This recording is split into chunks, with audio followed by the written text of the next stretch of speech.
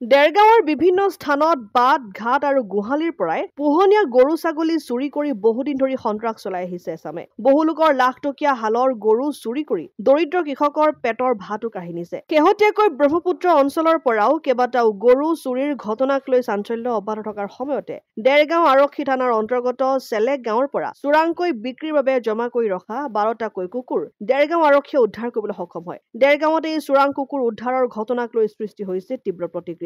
কিছুদিনৰ আগতেও দেৰগাঁও আৰক্ষীয়ে বহু সংখ্যক চোৰাং কুকুৰ উদ্ধাৰ কৰিছিল।